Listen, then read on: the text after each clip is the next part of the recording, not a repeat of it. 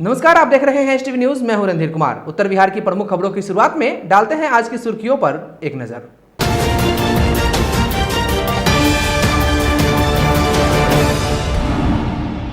जिले में corona positive मरीजों की संख्या में हो रही है बेतहाशा वृद्धि, दहशत में है लोग।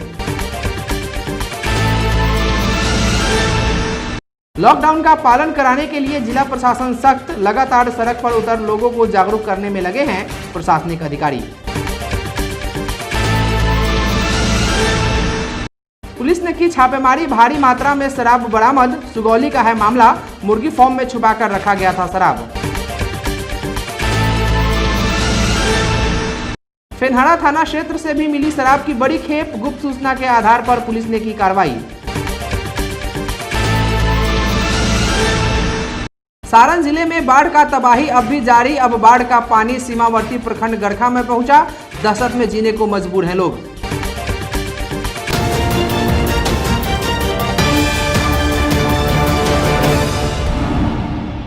सूबे में रोज बढ़ रहे कोरोना संक्रमण के बीच पूर्वी चंपारण जिले में रोज कोविड-19 संक्रमितों के मामले में एक नया रिकॉर्ड बन रहा है। जानकारी के मुताबिक आज फिर जिले में 188 कोरोना पॉजिटिव मरीज मिलने से लोगों में भय का माहौल है।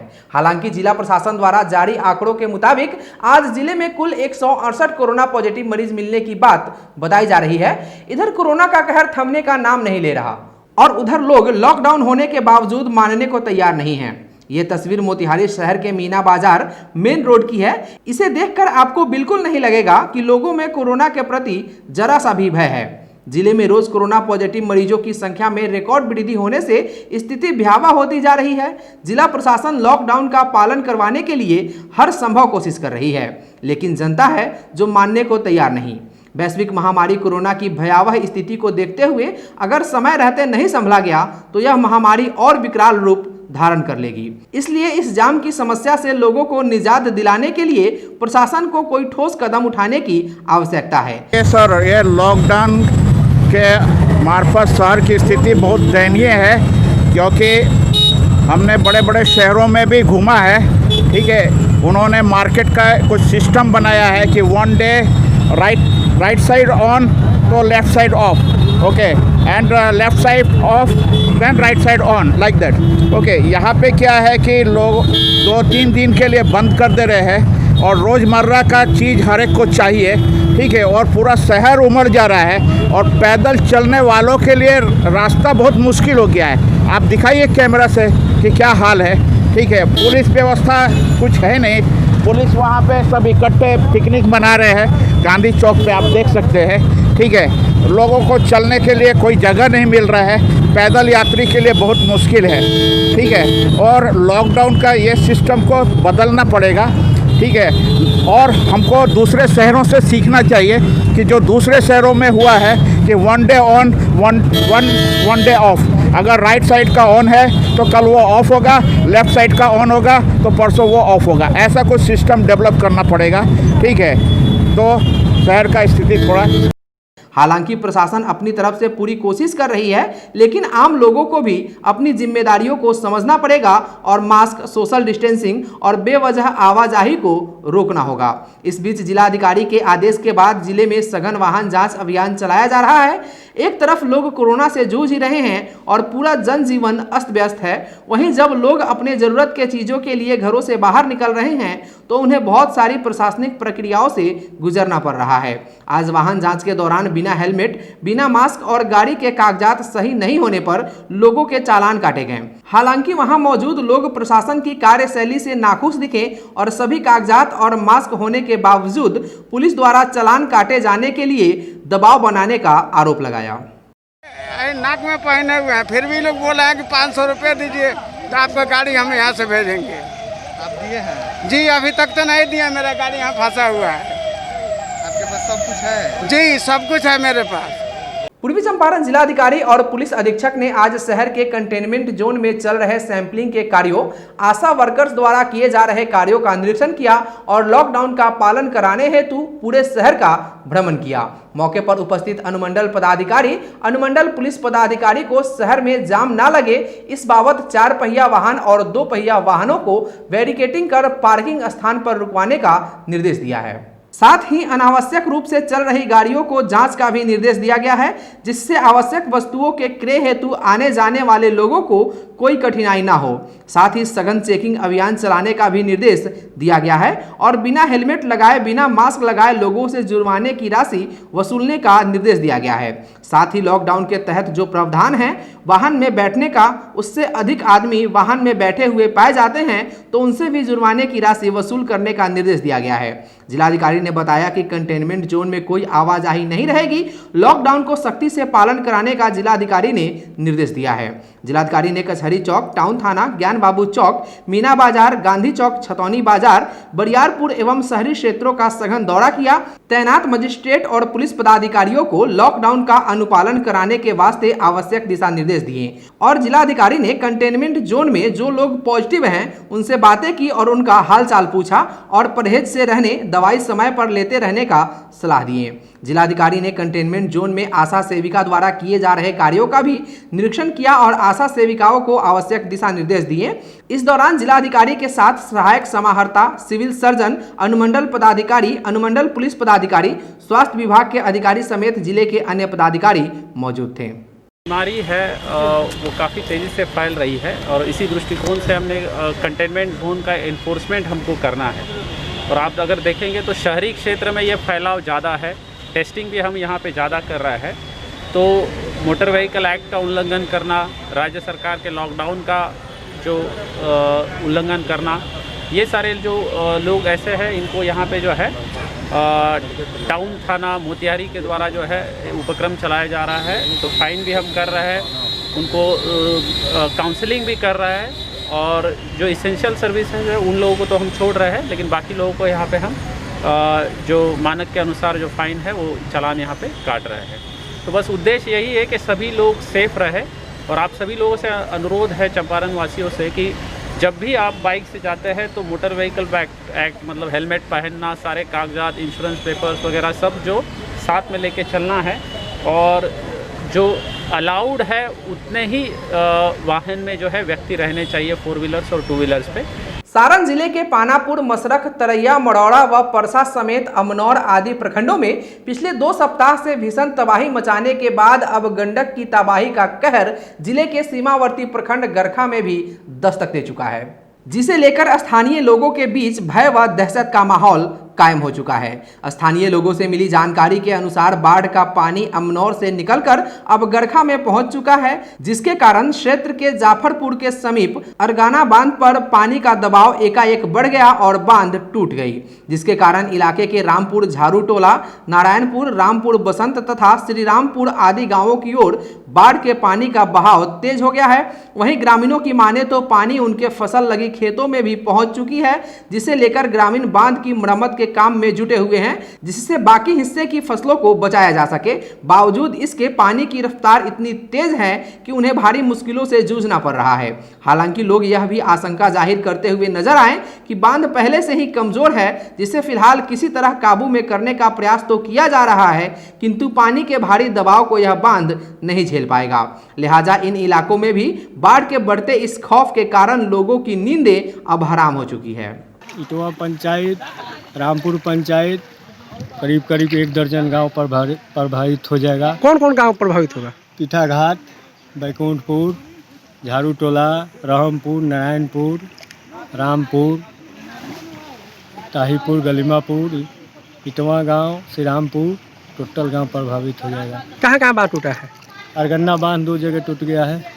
कोरोना वायरस के संक्रमण को रोकने के लिए प्रशासन के साथ साथ सामाजिक कार्यकर्ताओं के द्वारा भी क्षेत्र में जागरूकता अभियान चलाकर लोगों को जागरूक किया जा रहा है। लोगों को सोशल डिस्टेंसिंग बनाए रखने, स्वच्छता एवं घर में ही रहने का सलाह दिया जा रहा है। आज मोतिहारी के गांधी चौक पर Lions club of Motihari couple के द्वारा स्टॉल लगाकर मास्क, साबुन और सैनिटाइजर का वितरण किया गया और लोगों को कोरोना से बचने के लिए लॉकडाउन का पालन करने, सोशल डिस्टेंसिंग बनाकर रखने और मास्क, सैनिटाइजर का प्रयोग करने के लिए भी Lions club of Motihari couple के सदस्यों ने आम लोगों को बताया।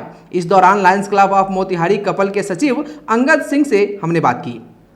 Lions club of Motihari couple के तरफ से आज मोतिहारी गांधी चौक पे हम लोग मास्क, साबुन और सैनिटाइजर का वितरण कर रहे हैं। कोरोना वायरस को देखते हुए और शहर में जागरूकता फैलाने के लिए हम लोगों ने आज ये स्टॉल लगाया है। और इसमें हमारे क्लब के तमाम सदस्य आए हुए हैं, बहुत सारे डॉक्टर्स आए हुए हैं और मैं Lions club of Motihari couple का सचिव अंगद सिंह, आप सबके सहयोग से एक काम को हम लोग अंजाम दे रहे हैं। जिला प्रशासन को सहयोग के लिए बहुत बहुत धन्यवाद। सुगौली पुलिस ने एक ट्रक विदेशी शराब बरामद किया है।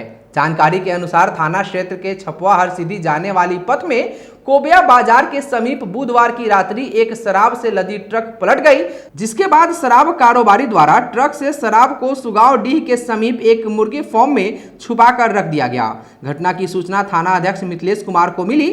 सूचना मिलते ही एसआई हेमंत कुमार मंटू राय पुलिस बल के साथ पहुंचे। थाना अध्यक्ष ने देखा कि ट्रक से शराब की गंध आ रही है। ट्रक में कुछ शराब की बोतलें भी मिली, जिसके बाद थाना अध्यक्ष शराब की खेप की खोजबीन करने लगे। सुगांव धांगा टोली से सुगांव डीह जाने वाली पथ के एक बगीचा में चल रही मुर्गी फार्म में ट्रक से उतारी गई विदेशी शराब फूस के अलग अलग घरों में छुपा कर रखा हुआ मिला। पुलिस को देख एक व्यक्ति भागने लगा, लेकिन मौके से ही विनोद शाह को थाना अध्यक्ष ने धर दबोचा और उससे गहन पूछताछ की। शराब कारोबारियों के बारे में विस्तृत जानकारी ली। पुलिस बरामद शराब को पिकअप व ट्रैक्टर से थाने लाई। मुर्गी फार्म में शराब की खेप को देखने के लिए लोगों की काफी भीड़ उमड़ पड़ी। थाना अध्यक्ष ने बताया कि शराब के कारोबार में शामिल लोगों की पहचान कर ली गई है। पुलिस गिरफ्तारी के लिए छापेमारी कर रही है।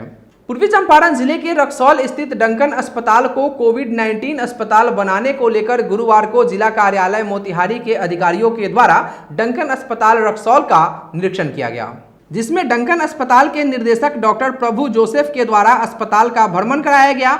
डंकन अस्पताल में जो भी मरीज आते हैं उनका पंजीकरण से लेकर इलाज के प्रक्रिया के बारे में अधिकारियों को बताई गई। अधिकारियों द्वारा अस्पताल के वार्ड का भी भ्रमण किया गया, जिसमें जनरल वार्ड, आईसीयू और अस्पताल के सुविधा के बारे में भी जानकारी दी गई और अस्पताल के दूसरी मंजिल पर बने आइसोलेशन वार्ड के बारे में भी बताया गया।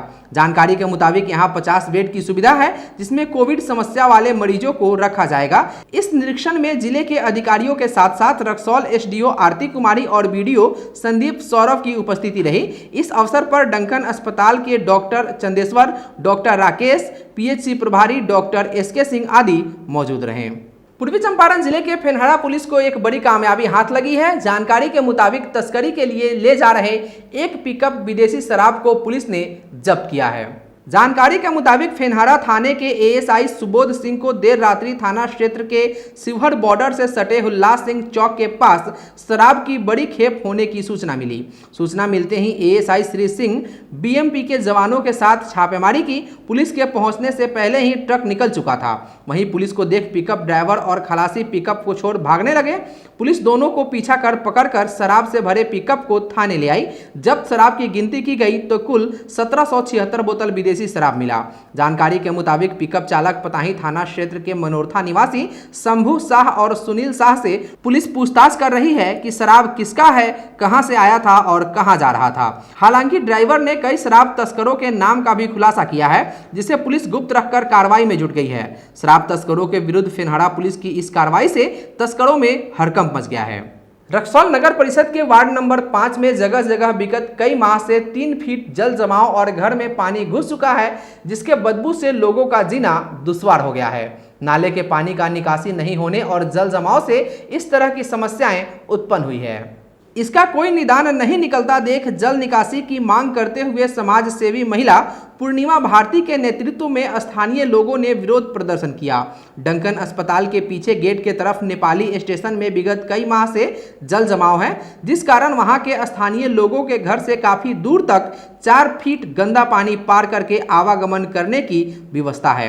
सबसे अधिक परेशानी महिलाओं और छोटे छोटे बच्चों को हो रही है। इस वार्ड के लोगों का कहना है कि केवल बरसात में ही नहीं, सालों भर यह समस्या यथावत बनी रहती है, जिसके निदान के लिए कई बार नगर पार्षद और नगर सभापति से आग्रह किया जा चुका है। बावजूद इसके अब तक इस समस्या से हम लोगों को निजात नहीं मिल पाया है और आखिरकार हम लोगों को विरोध प्रदर्शन करने पर बाध्य होना पड़ा है।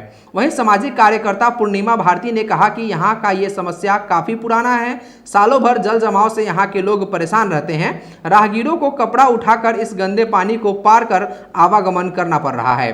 बच्चों को स्कूल कोचिंग जाने में परेशानियां होती हैं।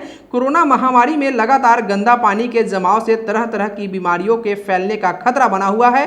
स्थानीय लोगों ने आरोप लगाया कि नगर सभापति से जब इस बारे में पूछा गया तो उन्होंने कहा कि हमको वहां के लोगों ने वोट नहीं दिया है, इसलिए हमको उस वार्ड से कोई मतलब नहीं है। जबकि नगर सभापति किसी एक वार्ड के नहीं बल्कि पूरे रक्सौल के सभी वार्ड के लिए होते हैं, ऐसा आरोप स्थानीय लोगों ने लगाया है। मगर इस तरह का बयान देकर नगर सभापति अपनी जिम्मेदारियों से भाग रही हैं। स्थानीय लोगों ने कहा कि यदि इस समस्या का समाधान अविलंब नहीं हुआ तो चरणबद्ध आंदोलन किया जाएगा।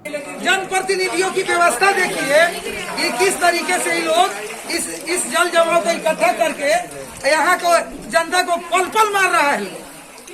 और इस स्थिति में ये लोग गया है चेयरमैन साहब के पास कि आप जो है हमको हमारे पानी का निकासी कर रहे हैं, तो उन्होंने करारा जवाब दिया कि पानी का निकासी मैं नहीं करा सकता हूँ, आप लोगों का कोई काम मैं नहीं कर सकता हूँ क्योंकि आपके वार्ड से हमको वोट नहीं मिला। पूर्वी चंपारण जिले के फेनहारा थाना क्षेत्र से महज 50 गज की दूरी से 4 रोज पहले चोरी हुई मोटरसाइकिल को फेनहारा पुलिस ने चोरों के साथ बरामद कर लिया है। एएसआई सुबोध सिंह ने बताया कि सीसीटीवी फुटेज के आधार पर ढाका पुलिस के सहयोग से बरहड़वा लखन सेन के मोहम्मद कमाल के घर पर छापेमारी की गई। इस दौरान चोर मोहम्मद कमाल के साथ फेनहारा बाजार से चोरी की गई ग्लैमर मोटरसाइकिल भी बरामद हुआ है। वहीं गिरफ्तार चोर ने अपने कई साथी के नाम का भी खुलासा किया है, जिसकी तलाश में फेनहारा पुलिस छापेमारी कर रही है। छापेमारी टीम में थाना अध्यक्ष मुकेश कुमार, एएसआई सुबोध सिंह, एसआई दिलीप कुमार, ढाका थाने के एसआई अजीत कुमार सिंह, बीएमपी और सैफ के जवान शामिल थे। पूर्वी चंपारण जिला अंतर्गत अरेराज अनुमंडल पदाधिकारी धीरेन्द्र कुमार मिश्रा ने अनुमंडल कार्यालय में प्रशासनिक अधिकारियों के साथ बैठक कर स्वतंत्रता दिवस के अवसर पर होने वाली तैयारियों की रूपरेखा तय की। उन्होंने निर्देश दिया कि झंडोत्तोलन के दौरान कम संख्या में लोग आमंत्रित किए जाएं, इस दौरान सोशल डिस्टेंसिंग का पालन भी कराया जाए। उन्होंने यह भी बताया कि इस बार स्वतंत्रता सेनानी जिले में सम्मानित नहीं होंगे। अनुमंडल क्षेत्र के स्वतंत्रता सेनानियों को उनके घरों पर जाकर सम्मानित किया जाएगा। मौके पर डीसीएलआर, बीडीओ, सीओ, ईओ सहित अन्य पदाधिकारी उपस्थित थे। श्री राम जन्मभूमि का 500 वर्ष पुराने चल रहे संघर्ष के परिणाम स्वरूप बुधवार को अयोध्या में श्री राम जन्मभूमि पूजन कर शिलान्यास का नींव रखा गया। इस मौके पर पूरे देशवासियों में खुशी का माहौल बना है। श्री राम भक्तों में आशा की किरण जग गई है। उत्साहित होकर राम भक्तों ने जगह जगह दीप प्रज्वलित कर दीपावली मनाई। इस सिलसिले में कोटवा के सिंगोड़वा बाजार पर नवनिर्माण राम दरबार और हनुमान दरबार मंदिर में चंपारण औद्योगिक क्रांति के सौजन्य से स्वर्गीय विंध्याचल वाजपेयी मेमोरियल ट्रस्ट के कोर कमेटी सदस्य दिनेश सहनी ने ग्रामीणों के सहयोग से 600 दीप प्रज्वलित कर लड्डू एवं पटाखे फोड़ दोहरी दीपावली मनाई। इस दौरान लोगों के बीच काफी उत्साह देखा गया। इस दौरान दिनेश सहनी ने बताया कि पुरुषोत्तम श्री राम हिंदुत्व के प्रतीक हैं और आज इस हनुमान मंदिर से दीप जलाकर प्रभु श्री राम के नाम का जयघोष हो रहा है। आज हिंदुत्व की सबसे बड़ी आज हमारे प्रधानमंत्री महोदय ने आज नाम को उज्जवल किया है ना, और यह हमारा आज देश की पूरी गौरवान्वित आज होने का यह दिन हुआ है। आज इतिहास के पृष्ठ में सर्वप्रथम आज का दिन स्वर्णिम अक्षरों से लिखे जाने योग्य है। आज बहुत खुशी की बात है। 5/8/2020 को जो 600 दीप जो जलाई जा रही है, ये हिंदू का धर्म का एक प्रतीक है। ट्रस्टी श्री हरेंद्र कुमार वाजपेयी जी के द्वारा आज श्री राम दरबार मंदिर का निर्माण 2015 से शुरू हुआ है और आज तक काम शुरू है।